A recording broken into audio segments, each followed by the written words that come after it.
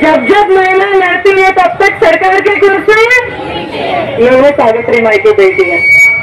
अगर सावित्रीबाई आज होती तो बौद्धगया का आंदोलन निश्चित रूप से जीतती है कि नहीं, लेकिन अब हम उनकी बेटियां हैं, ये भी आंदोलन निश्चित स्वरूप से जीतेंगे। आदरणीय भिक्खुगण आणि मान्यवरांना जय भीम। उपस्थित सर्व बांधव आणि मोठ्या प्रमाणात उपस्थित असणारा भगिनी वर्ग, आपल्या सर्वांना क्रांतिकारी जय भीम। अधिक वेळ घेणार नाही। मला गणवीर काकांनी सांगितलं, कारण कुठलंही आंदोलन जेव्हा आपण करतो, म्हणजे समजा ह्याच भूमीवरती जवळपास 1 महिना उषाताई आहे, आपल्या सर्व सरोजताई आहे, सगळ्या महिला याच्या साक्षीदार आहे, लगातार 1 महिना आपण ईव्हीएम बॅनचं देखील आंदोलन लढवलं। हे सगळं करत असताना सर्वात आधी माझ्या डोक्यात प्रश्न असतो की आपले आंदोलन करणारे खास करून तरुण वर्ग यांच्यावरती गुन्हे तर नोंद होणार नाही ना?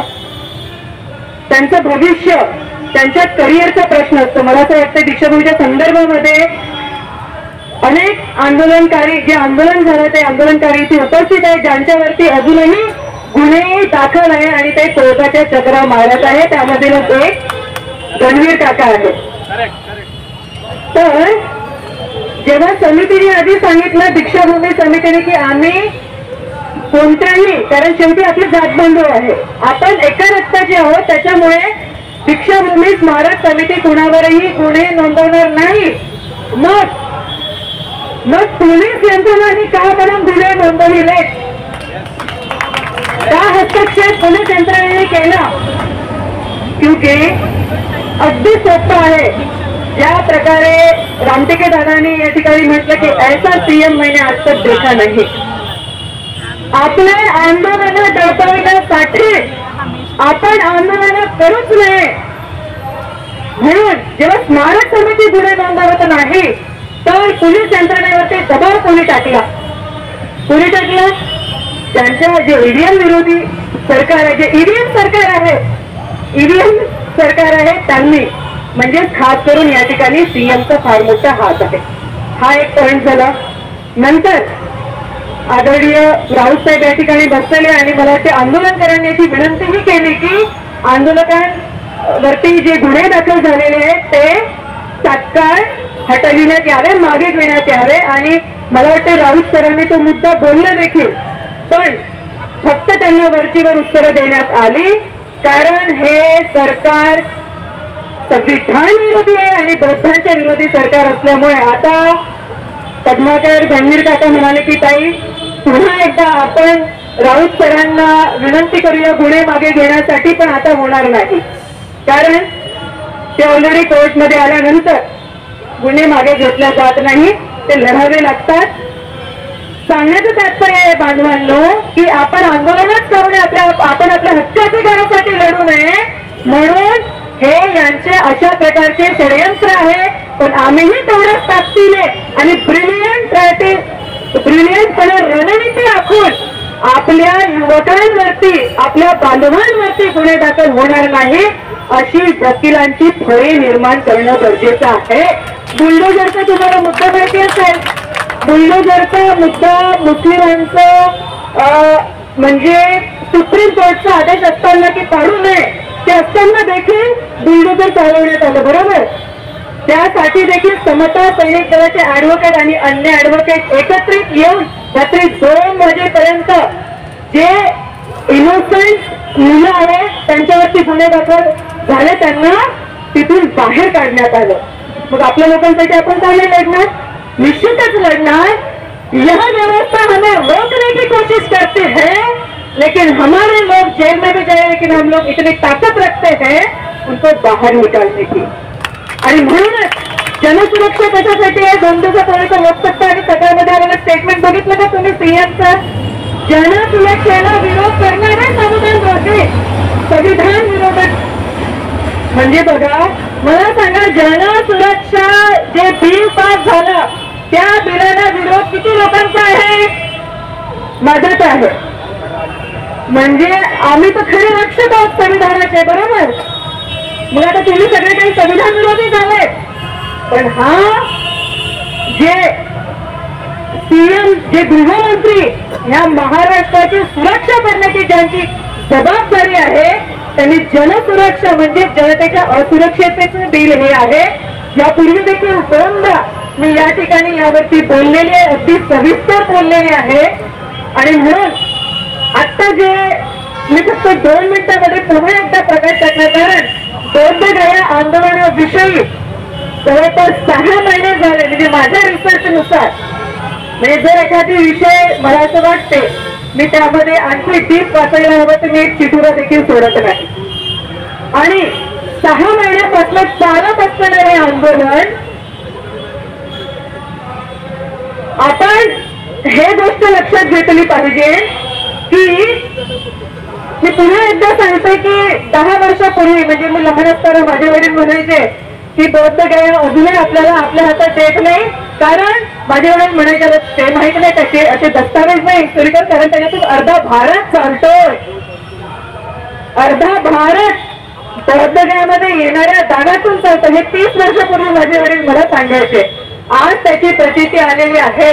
आणि हा जो लढा आहे 134 वर्षापासून अनागरिक धर्मपाल, त्याच्या आधी म्हणजे ते कोणामुळे इन्स्पायर झाले तर एर्नॉल्ड, जे लंडनच्या वृत्तपत्राचे संपादक आणि बौद्ध धर्मावर अतिशय प्रेम असणारे, ते स्वतः श्रीलंकेमध्ये गेले आणि त्यांनी सरकारची पत्रव्यवहार केला की बौद्ध धर्माची जी धरोहर आहे बौद्धगया, त्याला तुम्ही संरक्षित, नियंत्रित आणि सुरक्षित करावं. आणि जेव्हा त्यांनी श्रीलंकेला जाऊन सांगितलं, याचा प्रभाव नागरिक धर्मपालावरती पडला. 1891 ला ते आले. सरांनी अत्यंत सविस्तर त्या केसचं सांगितलं आहे. मी फक्त 1 मिनिटात सांगेन की खालच्या कोर्टामध्ये आपण हे केस जिंकलं होतं आपण, आणि 100 रुपये दंड. राजपाल मोहनगिरीचे जे चेले सपाटे त्यांना 100 रुपयाला दंडाने 1 महिन्याची शिक्षा झाली होती. ते कलकत्ता हायकोर्टला गेले आणि त्याच्यानंतर असा युक्तिवाद करण्यात आला की तुम्ही तिथे बुद्धाची जपानवर आणलेली बुद्धमूर्ती स्थापन केली, पण तुम्ही तिथे निश्चित दावा तुम्ही सांगू शकत नाही. या आधारावरती ही केस जरी अनागरिक धर्मपाल जे हरले असते, पण या माध्यमातून एक जागतिक लेवलचं बौद्धांचं महाबोधी विहारा संदर्भात मोठं आंदोलन झालं. 30 वर्ष त्यांनी आंदोलन लढलं. त्याच्यानंतर 10 वर्षापर्यंत सुरेश देसाई यांनी आंदोलन लढलं. त्याची प्रचिती म्हणजे एक सेक्रेटरी आपल्या घेण्यात आला की नाही, जे 1900 बीटी ऍक्ट मध्ये आपले जे 4 भिक्षू आणि 4 ते महंत असतात, आपला देखील सेक्रेटरी त्यामध्ये घेण्यात आला. शेवटच्या अर्ध्या मिनिट मध्ये सांगते की आता हे आंदोलन लढणारी आपली पिढी आहे. एक तर तुम्ही सगळ्यांनी लक्षात घेतलं पाहिजे की हा हिंदू आणि बौद्धाचा वाद नाही आहे, हा बौद्ध आणि ब्राह्मणांचा हा एक वाद आहे. दुसरा म्हणजे 75 वर्षापासून आम्हाला right to religion under article 25-26 म्हणजे रिलिजन वरती 26 काय सांगतं की त्यांच्या धर्मीयांचं नियंत्रण असावं. आम्हाला म्हणजे ठेवलं की नाही अंडर आर्टिकल 13, 14, 15, 25 आणि 26 त्याचं कंपल्सेट कसं करणार आहे हे सरकार. आणि दुसरं म्हणजे 150 कोटी जगातील लोकांची धरोहर आहे. बघा आता जी 5 तारखेला सुनावणी झाली आपली 29 जुलैला 40 नंबरवरती, सिरियल नंबर 40, कोर्ट नंबर 2 वरती ही केस होती. सुरुवातीला जस्टिस प्रसन्न वराळे आणि दीपंकर दत्ता यांच्या पुढे होती, पण 29 जुलैला सूर्यकांतजी म्हणजे डबल बेंच पुढे जस्टिस सूर्यकांत अशी ती केस लागली, पण ते मॅटर रीच होऊ शकले नाही. तुम्हाला सांगते 9च मॅटर ऐकण्यात आले. आपलं 40 नंबर वरती होतं. 5 ऑगस्टची टेंटेटिव्ह डेट देण्यात आलेली आहे ऑनलाईन. टेंटेटिव्ह निश्चित नाही. आता ही फायनल हिअरिंग आहे म्हणजे त्याच दिवशी होणार का? इतक्या वर्षापासूनचा वाद आहे. फायनल हिअरिंगचा अर्थ ते चालत राहील 1 महिना 2 महिने किंवा 5-6 महिने. आता अपोजिटांचा युक्तिवाद कसा राहील बघा. जो ड्राफ्ट देवीदास भुडेश्वर सरांनी बनवला तो मी अत्यंत सूक्ष्मपणे वाचलेला आहे. त्या ड्राफ्ट मध्ये सगळा इतिहास सांगितलेला आहे. हा अभ्यास करून तो ड्राफ्ट बनवलेला आहे. त्यांचा युक्तिवाद काय राहील की आम्ही ते एन्क्रोचमेंट म्हणून नाही सांगणार. दुसऱ्या दिवशीचा 9,000 कलकत्ता हायकोर्टाने तेव्हाच खारिज केला. त्याच्यामुळे आता तरी ते युक्तिवाद करतील तरी तो अमान्य राहील. एक पॉईंट. दुसरा पॉईंट म्हणजे ज्या समाधी आहेत म्हणजे बघा सरांनी म्हटलं किती एकर माहिती बौद्धगयाचे आहे 11 एकर मध्ये. ओके, 4 हेक्टर पॉइंट असं काहीतरी आहे. आणि जर तो दावा बघा, तिथे कसं ते घमंडीगिरीवरती सरकारी वकील खूप वेळपर्यंत चालवणार आहे. ते पण सुप्रीम कोर्टकडे एवढा वेळ नसतो. निश्चितच अधिकृत जे ऍडव्होकेट आहे, ऍडव्होकेट शैलेश नांगवडे सर आणि ऍडव्होकेट ऑन रेकॉर्ड वरती असणारे श्रेयस अंबारे हे अधिकृत ऍडव्होकेट आहेत. पण ज्यांनी इंटरव्हेन्शन केलेलं आहे समय सूचकतेनुसार इंटरव्हेनर जे ऍडव्होकेट आहेत त्यांचा जर युक्तिवाद ब्रिलियंट असेल तर सुप्रीम कोर्ट त्याचं कॉग्निझन्स घेतं. तर असे अनेक ऍडव्होकेट त्या ठिकाणी आहे. त्यामध्ये मेहनत पाटा देखील आहे. चंद्रकेची कंपनी त्याविषयी नंबर म्हणताय. अत्यंत ब्रिलियंट सिनियर ऍडव्होकेट आहेत. उरला प्रश्न सिनियर काउन्सिल त्यामध्ये अपॉइंट करायचा. तर मला असं वाटते पूज्य बरांचा भरतगी ससांची जी केस होती त्यांच्या थ्रू काही कपिल सिब्बरांना अपॉइंट करायचं किंवा मग ते साळवे हरीश साळवे म्हणून आहे, पण ते आहे दलित ब्राह्मण. बरोबर. आता जर सिनियर काउन्सिल ची फीस एकाच वेळेला 10-20 लाख रुपये मोजून द्यावे लागतात आणि खरंच तो आपल्याकडे युक्तिवाद करतील काय? 25 लाख. बघा, 25 लाख एका हिअरिंगचे फक्त 5 ते 10 मिनिट बोलण्याचे. आणि हरीश साळवे एवढे मोठे झाले, एवढ्या मोठ्या पदावरती गेले आणि ते कशामुळे गेले असं नाही की आपल्यामध्ये ती पोटेन्शियल नाही आपल्या वकिलांमध्ये आहे.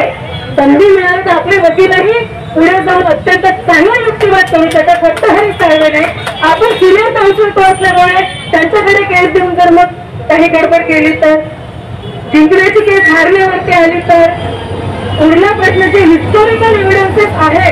आता मी ते काय आहे ते सांगणार नाही कारण ऑलरेडी मी त्याच्यावरती अर्धा तास मागच्या वेळेसच बोललेले आहे. वेळ अत्यंत कमी आहे. साहेब सुद्धा बसलेले आहे, त्यांना भाष्य करायचं आहे. सांगण्याचं तात्पर्य असं आहे की आपण जिंकण्याच्या मार्गावरती आहोत. बरोबर. हिस्टोरिकल एव्हिडन्सेस आणि इथे काय माहिती, राज्यसेवा म्हणजे राज्य सरकारचा हस्तक्षेप 1949 BT ऍक्ट सांगतं. तर राज्य सरकारचा हस्तक्षेप कधी होतो? सेक्युलरिझम. म्हणजे आम्ही सामंजस्याने प्रश्न केले होते 4 त्यांचे. तर याच्यामध्ये आम्हाला सेक्युलरिझम मान्य नाही, अजिबात मान्य नाही. आणि जर सुप्रीम कोर्टाला डायरेक्शन देण्याचे अधिकार आहे की 1949चा BT ऍक्ट रद्द करण्यात यावा आणि योग्य ते निर्णय बिहार सरकारने यावरती घ्यावे. मग त्यावेळेस देखील राबडी देवी काय म्हणाल्या होत्या 2010 की आम्ही BT ऍक्ट रद्द करणार नाही. मग आताचे नितीश कुमार विरोधी आहेत, हे म्हणतील काय म्हणतील आम्ही रद्द करणार नाही. तर याही पुढे संसदेला अधिकार आहे तो ऍक्ट रद्द करायचा कारण राज्य सरकारच्या वरती संसद आहे. असाही ते कायदा पारित करू शकतात. आणि तसंही होत नसेल तर 1978 ला ट्रिटी केलेल्या भारत सरकारने युनेस्कोची वर्ल्ड हेरिटेज बोधगया आणि त्याच्यामुळे ट्रिटी केल्यामुळे 2002 ला ते एक्सेप्ट झालं आणि सगळे जे दस्तावेज आहे बोधगया संदर्भातले त्याची सुरक्षा नियंत्रण ते सर्व अपडेट पोहोचवण्यासाठी भारत सरकार बांधील आहे. पण 2014च्या नंतर ते अपडेट देण्यात आले नाही युनेस्कोला. कारण सरकार कोणाचं? ईव्हीएम सरकार. राईट.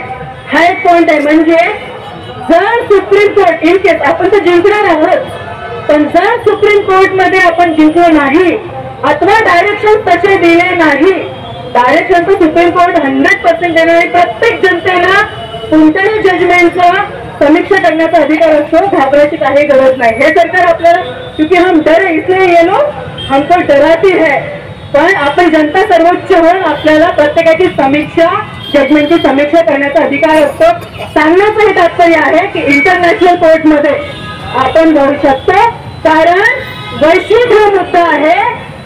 दुनियेतील 150 कोटी जनतेची ते ऐतिहासिक धरोहर आहे. हिस्टॉरिकल एव्हिडन्सेस एवढे स्ट्रॉंग आहे की एव्हिडन्सला देखील लाज वाटते. एवढे एव्हिडन्सेस आपल्याकडून आहे. त्याच्यामुळे जर इन केस आता हार्वर्ड युनिव्हर्सिटी मधले काही विद्यार्थी आहेत असंख्य वानखेडे वगैरे तरी फार डीप मध्ये रिसर्च या संदर्भात केलेला आहे आणि आपणही त्याच्याशी वार्तालाप करायला पाहिजे असं मला वाटतं. इंटरनॅशनल कोर्ट मध्ये आपण जाऊ शकतो और हम लोग लड़ेंगे. सिर्फ लड़ेंगे नहीं, अच्छे बात के आंदोलन से जीतने के लिए हम करेंगे. हम लड़ेंगे और जीत करेंगे. थँक्यू.